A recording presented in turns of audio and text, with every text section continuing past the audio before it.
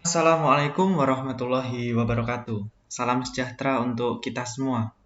Pada video kali ini, saya akan membahas tentang analisis fundamental saham TLKM. TLKM adalah kode saham dari perusahaan Telkom Indonesia. Nah, saya akan mengawalinya dengan analisis perusahaan secara kuantitatif. Saya akan membandingkan rasio-rasio keuangan perusahaan-perusahaan yang ada dalam satu subsektor. Nah, TLKM ini berada satu subsektor dengan ISAT. ISAT ini adalah kode saham dari Indosat Ooredoo. Kemudian ada saham Friend.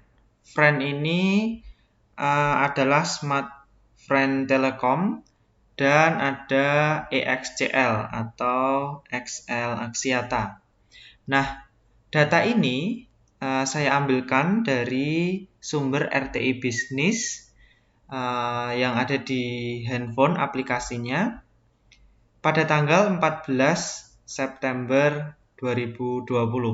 Nah, jika saudara belum menonton video saya tentang tutorial menggunakan aplikasi RTI Bisnis di handphone, saudara boleh melihat video saya sebelumnya yang membahas tentang tutorial bagaimana menggunakan aplikasi RTI Bisnis. Baik, saya lanjutkan. Untuk membandingkan rasio-rasio keuangan perusahaan ini, saya menggunakan 5 rasio. Yang pertama yaitu ROE atau Return on Equity. Semakin besar return on equity, maka perusahaan tersebut semakin baik dalam menghasilkan laba. Kemudian yang kedua saya menggunakan rasio DER atau Debt to Equity Ratio. Rasio ini semakin kecil semakin baik. Kemudian untuk valuasi harga sahamnya saya menggunakan PER dan PBV. PER adalah Price Earning Ratio, jadi membandingkan antara harga saham dengan earning-nya atau penghasilan dari perusahaan tersebut. Nah, rasio ini semakin kecil semakin baik, artinya semakin murah harga saham tersebut secara valuasi menggunakan PER. Kemudian PBV rasio ini juga semakin kecil semakin baik, ya, Price to Book Value Ratio, membandingkan harga saham dengan nilai bukunya, ya, semakin kecil semakin baik. Kemudian yang terakhir saya menggunakan dividend yield. Dividend yield ini semakin besar semakin baik, ya. Rumusnya jumlah dividen dibagi dengan harga sahamnya. Nah, tapi saudara tidak perlu pusing-pusing memikirkan atau menghafalkan rumusnya. Yang penting saudara paham logikanya. Maka angka-angka ini bisa saudara dapatkan dari aplikasi RTI Bisnis, gitu ya. Nah, tugas kita adalah bagaimana bisa menganalisisnya. Oke, karena kita mau membandingkan perusahaan-perusahaan ini, yang pertama dari ROE. Dari sisi ROE, yang paling besar adalah yang paling baik, ya. Jadi TLKM ini mendapatkan ranking pertama dan Excel mendapatkan ranking kedua. Nah, untuk selanjutnya saya akan mengeliminasi saham ISAT dan Friend. Mengapa? Karena ROE-nya minus. Tentu saudara tidak ingin membeli saham yang merugi, ya. Jadi Indosat dan Friend ini saya eliminasi. Kemudian saya akan memperhitungkan hanya TLKM dan Excel saja. Nah, ini adalah analisis rankingnya. ISAT dan Friend sudah saya eliminasi, kemudian saya hanya membandingkan Telkom dan Excel. Secara rasio profitabilitas, ya, saya menggunakan ROE, semakin besar semakin baik, maka ROE Telkom ini mendapat ranking 1 dan Excel mendapat ranking 2.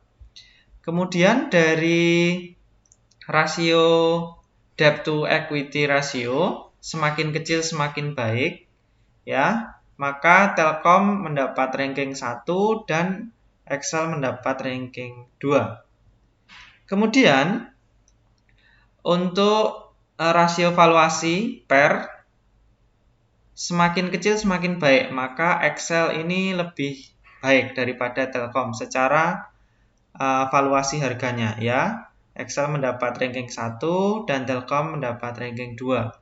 Kemudian dari PBV rasio ini juga semakin kecil semakin baik, maka Excel mendapatkan ranking 1 dan Telkom mendapatkan ranking 2. Kemudian yang terakhir saya membandingkan dividen yield-nya.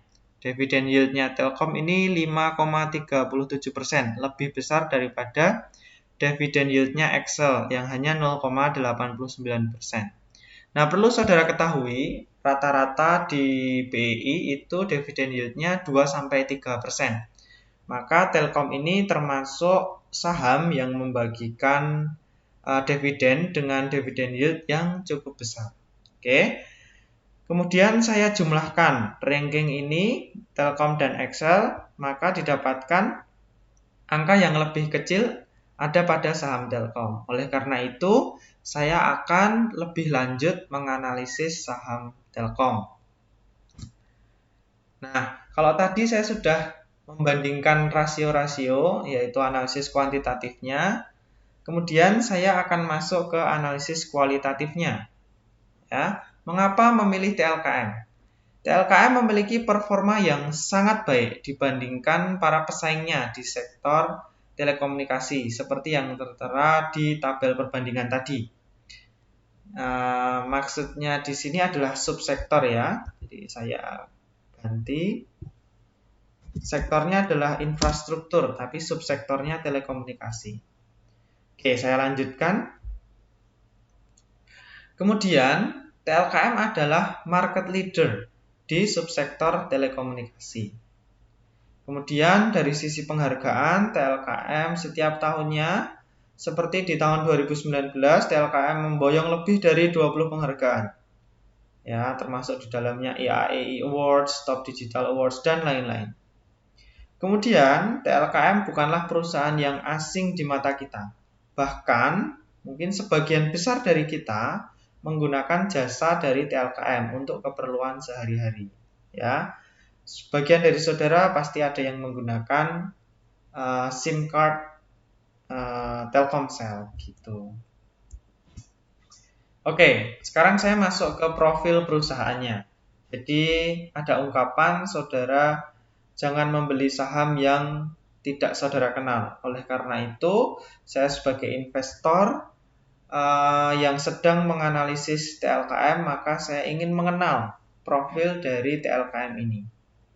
Ya, PT Telekomunikasi Indonesia Persero Tbk, biasa disebut Telkom Indonesia atau Telkom saja, adalah perusahaan informasi dan komunikasi serta penyedia jasa dan jaringan telekomunikasi secara lengkap di Indonesia. Telkom mengklaim sebagai perusahaan telekomunikasi terbesar di Indonesia, dengan jumlah pelanggan telepon tetap sebanyak 15 juta dan pelanggan telepon seluler sebanyak 104 juta. Telkom merupakan salah satu BUMN yang 52,09% sahamnya saat ini dimiliki oleh pemerintah Indonesia dan 47,91% dimiliki oleh publik. Telkom juga menjadi pemegang saham mayoritas di 13 anak perusahaannya seperti PT Telekomunikasi Seluler, Telkomsel, Telkom Akses, Telkom-Mitra, dan lain-lain. Ya, jadi saya ingin menunjukkan bahwa Telkom ini adalah BUMN. Ya, ciri dari BUMN adalah lebih dari 50%-nya itu dimiliki oleh negara, ya, pemerintah Indonesia. Dan sisanya itu bisa dimiliki oleh publik. Oke. Dan di sini berarti pemerintah Indonesia sebagai pemegang saham mayoritasnya, ya. Nah, pemegang saham mayoritas di sini lebih dari 50% itu mengindikasikan perusahaannya itu dapat dikendalikan oleh pemegang saham mayoritas, gitu ya. Nah, mungkin nanti saudara akan mendapatkan saham-saham lain yang pemegang saham mayoritasnya itu justru dimiliki oleh publik. ya, itu pasti bukan BUMN. Ya, misalnya 60% dimiliki oleh publik. Kemudian 40%-nya itu justru dimiliki oleh pemegang saham pengendalinya. Nah, itu ciri-ciri perusahaan yang kurang baik ya, Saudara. Mengapa? Karena perusahaan pengendali itu sebaiknya ya memiliki persentase saham yang mayoritas. Mengapa? Karena saat RUPS, pemegang saham pengendali ini yang menentukan arah kebijakan perusahaan. Bagaimana mungkin publik yang menjadi yang memiliki persentase lebih banyak daripada pemegang saham pengendalinya. Nah, bagaimana nanti publik bisa memberikan arahan, memberikan tujuan yang jelas bagi perusahaan tersebut. Ya, jadi saya ingin sampaikan bahwa pemegang saham pengendali atau pemegang saham mayoritas ini sebaiknya adalah ya pemilik utamanya begitu. Jadi publiknya ini sebaiknya lebih kecil lah ya, less than 50% gitu. Jadi sebaiknya kurang dari 50% itu dimiliki oleh publik. Ya, jangan sampai malah publiknya itu memiliki 90%, terus pemegang saham pengendalinya yang lebih sedikit 10%-nya. Nah, itu kurang baik ya, Saudara. Oke, saya lanjutkan. Nah, saya akan masuk ke sejarahnya ya. Perjalanan Telkom dari tahun ke tahun. Pada tahun 1882, nah ini perjalanannya cukup panjang ya. Didirikan sebuah badan swasta penyedia layanan pos dan telegraf. Layanan komunikasi kemudian dikonsolidasikan oleh pemerintah Hindia Belanda ke dalam Jawatan Pos Telegraf Telepon atau PTT. Pada tahun 1961, status jawatan diubah menjadi Perusahaan Negara Pos dan Telekomunikasi, disingkat PN Postel. Kemudian pada tahun 1965, PN Postel dipecah menjadi Perusahaan Negara Pos dan Giro dan Perusahaan Negara Telekomunikasi.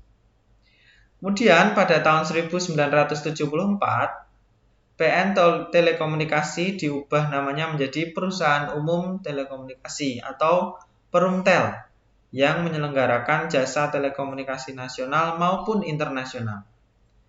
Tahun 1980, seluruh saham PT Indonesian Satellite Corporation (TBK) atau Indosat diambil alih oleh pemerintah RI menjadi BUMN untuk menyelenggarakan jasa telekomunikasi internasional terpisah dari Perumtel. Kemudian pada tahun 1991, Perumtel berubah bentuk menjadi Persero Telekomunikasi Indonesia berdasarkan PP nomor 25 tahun 91. Kemudian pada tanggal 14 November 1995 dilakukan penawaran umum perdana saham Telkom. Sejak itu, saham Telkom tercatat dan diperdagangkan di Bursa Efek Jakarta. Tahun 1999 ditetapkan Undang-Undang Nomor 36 Tahun 1999 tentang telekomunikasi.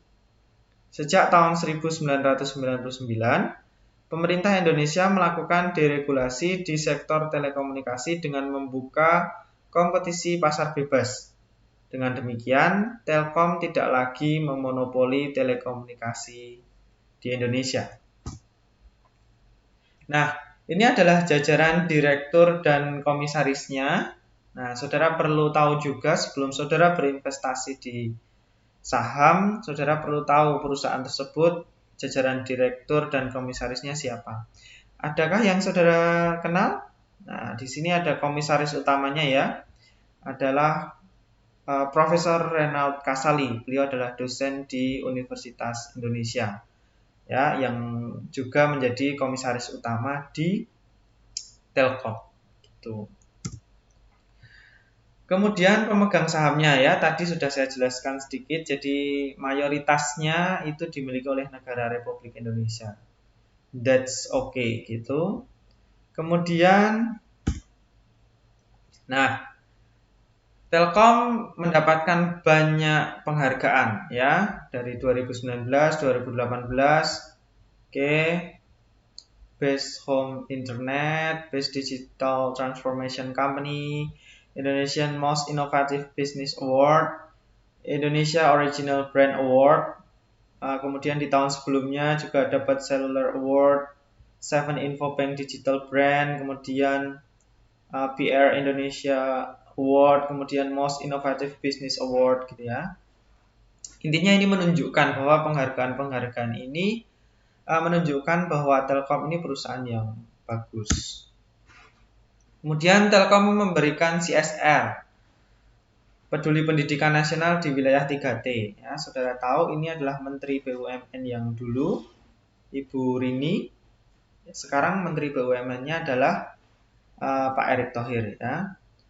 CSR ini juga menunjukkan bahwa Telkom adalah perusahaan yang besar dan perusahaan yang baik karena memberikan kontribusi ya bagi masyarakat. Kemudian ini adalah CSR-nya yang terbaru di tahun 2020. Telkom Group serahkan 44 ventilator kepada yayasan BUMN. Ya. Jadi perusahaan ini perusahaan yang baik. Nah, kemudian ini adalah berita baik tentang Telkom ya, saudara. Saudara saat menganalisis ya, analisis fundamental suatu saham, saudara boleh mengutip dari berbagai media, tapi usahakan medianya itu media yang kredibel ya. Contohnya CNBC, kemudian Media Indonesia, Kompas begitu. Jadi media yang kredibel, yang dapat dipercaya, media yang besar begitu, saudara. Nah, saya ingin masuk ke poin ini, saudara. Sekarang kan sedang pandemi COVID-19 ya. Nah, ini Pak Erick Thohir sebagai Menteri BUMN menyampaikan dengan kondisi saat ini 90% perusahaan terkena impact atau dampak dari COVID-19 ini. BUMN yang tak terlalu kena dampaknya atau impactnya yaitu Telkom, kemudian di bidang kesehatan dan kelapa sawit. Lainnya terimpact, lainnya kena dampaknya. Jadi ini adalah sentimen positif ya, Telkom meskipun ada pandemik tidak terlalu terkena dampaknya. Justru ketika banyak orang yang WFH atau work from home, justru banyak orang membutuhkan kuota internet yang cukup besar. Jadi justru permintaannya bisa naik gitu ya. Nah, selanjutnya saya ingin menganalisis dari segi finansialnya. Ini saya ambilkan dari aplikasi RTI Bisnis ya. Jadi saudara bisa capture saham apa yang ingin saudara analisis, saudara capture saja dari handphone saudara. Ini adalah income statement-nya. Ya. Revenue itu apa? Pendapatan, ya. Kemudian ada net income, ada net profit margin. Dilihat dari 5 tahun terakhir, 2015, 2016, 2017, 2018, dan 2019, pendapatan Telkom ini selalu naik ya. Nah, ini tahun 2020 masih sampai Q2. Jadi kan dalam satu tahun itu ada 4 kuartal ya, atau sampai Q4. Nah, karena saat video ini dibuat, ini adalah bulan September, jadi laporan keuangan yang Q3-nya belum keluar ya. Tapi kita bisa melihat 5 tahun terakhir secara garis besar pendapatannya selalu meningkat. Ini adalah indikasi bahwa Telkom adalah perusahaan yang baik dan berkembang, ditunjukkan dengan pendapatannya yang selalu meningkat. Ya, ini dari income statement-nya. Kemudian selanjutnya dari balance sheet-nya ya, dari sisi neracanya. Saya ingin fokus ke yang warna biru yaitu asetnya. Ya, aset dari tahun ke tahun selalu meningkat. Ya, ini menunjukkan perusahaan ini bagus ya, saudara ya. Perusahaan yang asetnya selalu berkembang, selalu meningkat ya, ini menunjukkan perusahaan ini oke lah, baik ya. Namun ini secara debt to equity ratio sebenarnya juga meningkat ya. Jadi alangkah lebih baiknya jika asetnya ini meningkat tetapi debt to equity ratio-nya itu turun ya. Jadi rasio utang terhadap modalnya itu turun, itu akan sangat lebih jauh lebih baik begitu, saudara. Tapi it's okay ya, asetnya meningkat. Nah, ini kesimpulannya. Hasil-hasil positif TLKM beberapa tahun ini patut dijadikan pertimbangan oleh calon investor yang akan menanamkan modalnya di perusahaan. Baik itu mencari capital gain dari penjualan saham ataupun mencari dividen.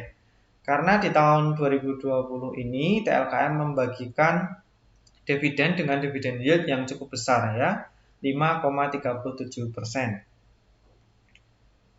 Jika dibandingkan dengan rata-rata dividen yield di BI itu rata-rata hanya 2-3%. Sementara Telkom itu membagikan dividen dengan dividen yield 5,37%. Jadi kalau saudara punya uang 1 miliar, saudara belikan saham TLKM, ya proyeksinya saudara akan mendapatkan dividen sekitar 53.700.000 rupiah ya, sekitar 50 jutaan kalau saudara mendapatkan kalau saudara menginvestasikan uang saudara sebesar 1 miliar ya, 1 tahun 50 juta cukup enggak? Ya, kalau saudara butuhnya 1 tahun 100-an juta ya berarti saudara invest di Telkom 2 miliar begitu. Dan seterusnya. Ya, kan ada jenis investor itu dividen investor. Jadi investor tersebut ya hanya mencari dividennya saja. Jadi sahamnya itu di keep selama-lamanya gitu. Dia akan mendapatkan dividen untuk menghidupi kehidupannya. Ya, cukup kalau modalnya sudah besar. Begitu. Demikian video saya kali ini tentang analisis fundamental saham TLKM. Semoga video ini bermanfaat dan bisa menjadi contoh bagi mahasiswa-mahasiswa yang sedang mengambil kelas pasar modal sehingga bisa membuat presentasi semacam ini juga ya. Terima kasih, tetap semangat belajar. Wassalamualaikum warahmatullahi wabarakatuh.